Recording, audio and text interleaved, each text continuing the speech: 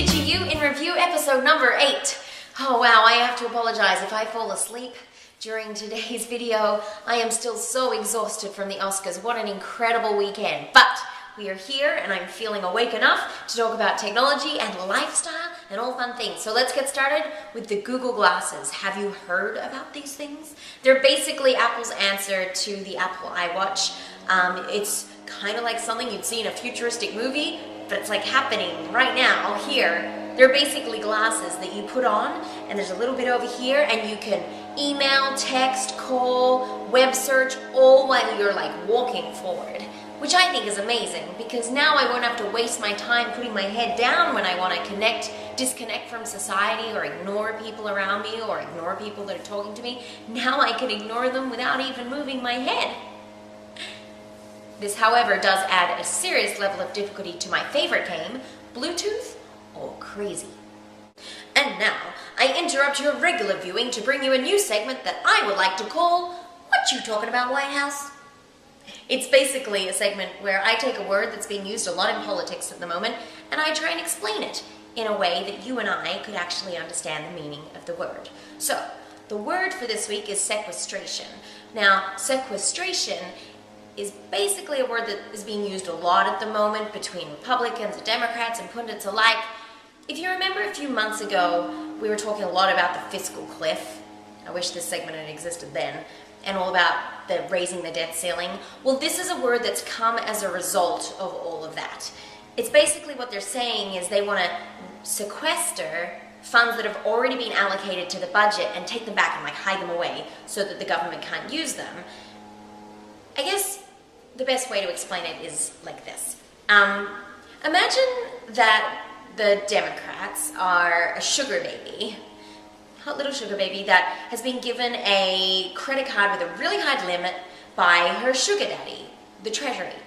So now the Treasury's given her this credit card and she goes out and spends lots and lots and lots of money on lots and lots of things, and then at the end of the month, Sugar Daddy gets the bill for the credit card and it's gone way over the limit. So he goes over to the sugar baby and he says, "Sugar baby, sweetie, you spend too much money. You're gonna have to be careful next month." And she says, "Well, why don't you just get a higher limit? Raise the debt ceiling." And he thinks about this but doesn't act. And then the next month she goes away and spends and spends and spends again. And this month, the wife, the Republicans, sees the credit card bill and freaks out and says, "You have to sequester all of that money back from the sugar baby. You have to take the card back." So now, Sugar Daddy, the Treasury, is in a bind. Should I sequester the card and take back the money? Or should I raise the debt ceiling and earn more money?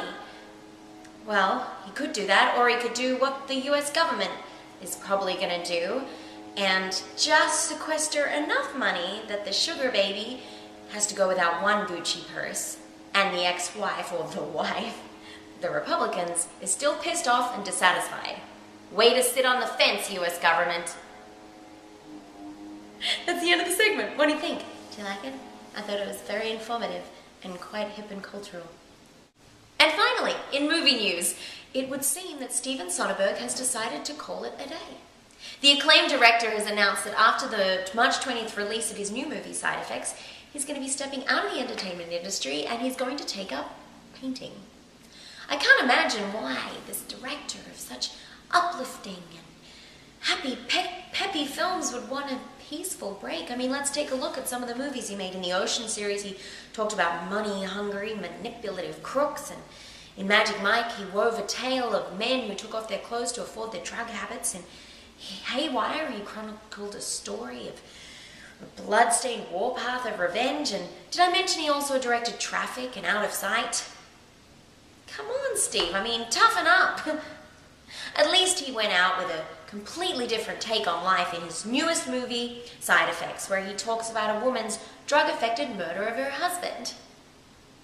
Way to keep it peppy, Steve.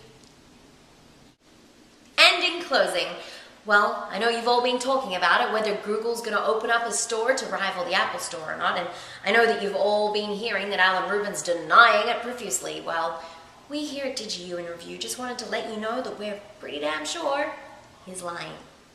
We can't wait to see you in a Google store soon.